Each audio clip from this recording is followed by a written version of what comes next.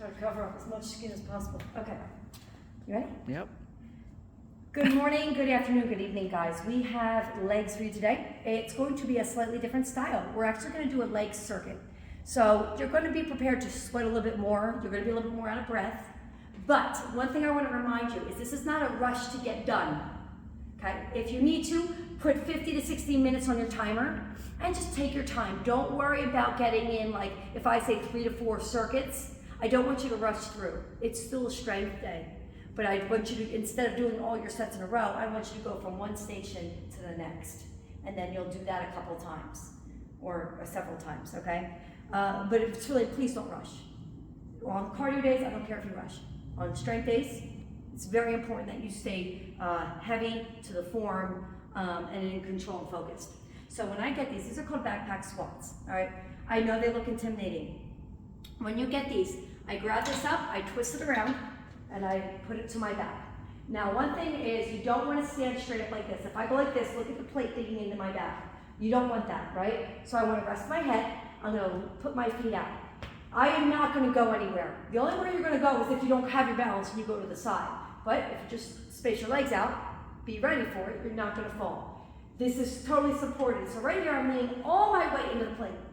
All right, and a good way to test is squat. If I feel that pressure of the bottom of the plate here, I'm too tight, I need to go out farther, okay? So what you want to do is you want to come all the way down as low as you can. You might not get this low, that's okay, and then come up. So see, I'm laying on an angle. This allows me to shift my weight into my heels. You want to think about your heels and your glutes, and then back. Sometimes I'll even pick up my toes to make sure I'm pushing into my heels.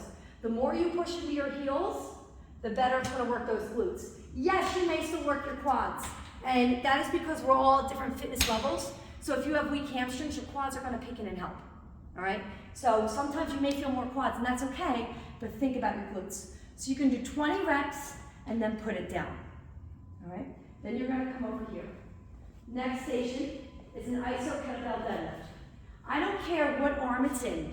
It doesn't matter as long as you're rotating legs, whatever feels more comfortable.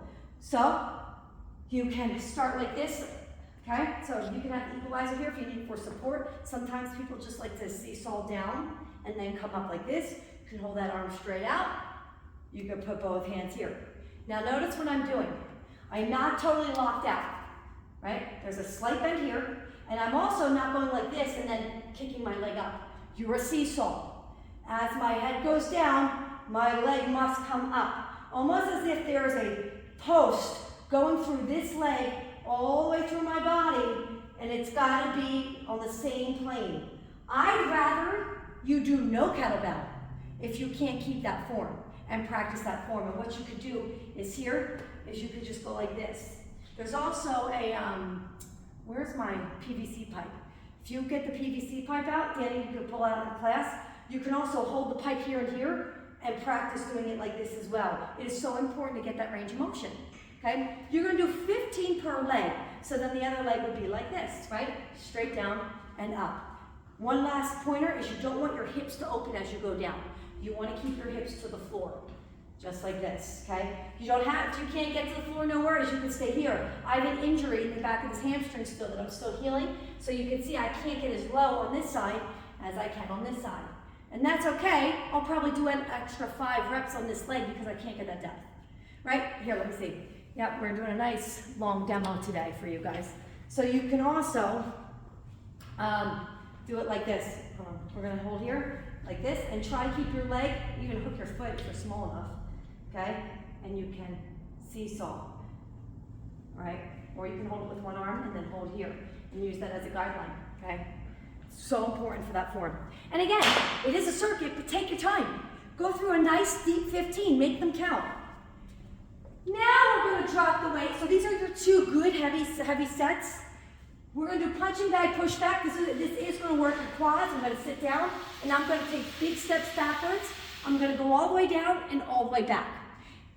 I recommend, instead of stopping and getting up and turning at the other side, that's when your legs are really going to feel that burn. If it's not crowded and you can, I recommend just keep on going because it's that stop and release when you're just like, whoa. Right? So we're going to go down and back 2 times. 1, 2, or 4 times if everybody wants to fight me on it. Then you're gonna come over to bike, just legs, Stairmaster, or 15 incline walk, 2 minutes.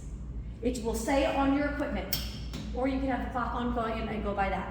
2 minutes. This is not for cardio. If you're walking uphill, I don't want you panting. I want you to be walking and thinking about your legs. When you're biking, I want you to push and power through your legs. And same thing, Stairmaster. Try not to lean. You have to go, Danny? Try not to lean and stand up tall and go like this and just do your legs, but keep it slow. It's not cardio, it's an endurance leg burn. All right, 2 more exercises in the circuit. Here we have half plank kickovers. You don't need any weights. So what I'm gonna do is I'm gonna put my hands here, and you can also use the tire. And you want to line your foot here up with the post, let's see. I'm gonna point this toe, I'm gonna keep up, cross it over, up, cross it over. So it's 1, 1, 2, 2, 3, just like this. You're going all the way to 20 per leg, and then you're going to do the other one, just like this. Okay? So 20 per leg, you can do it on the floor here. Okay? If you need to, if the plank is too hard, you're going to kneel and do it here. Okay? So here's a kneeling option. Last station in the circuit is going to be 1 lap of plate overhead walking lunges. Plates overhead. Just walking lunges around the room. I'm going to go to the cone, to the cone, to the cone, and back.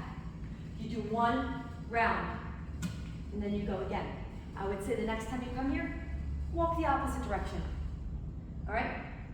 I will have a better idea tomorrow or Monday morning after I do this on how many circuits you can get in about 50, 60 minutes. So I'll post that in the comment section of this video before noon on Monday. Other than that, I would say put on a timer, however long you have here, and see how many circuits you can do, but it's not a race. Okay, I'm just gonna give you an idea of how many times we did get around. All right, other than that, stay slow, keep that form good, don't rush. Ideally, I would say 3, but I'll give you a post on if that's a viable option for the time frame. All right.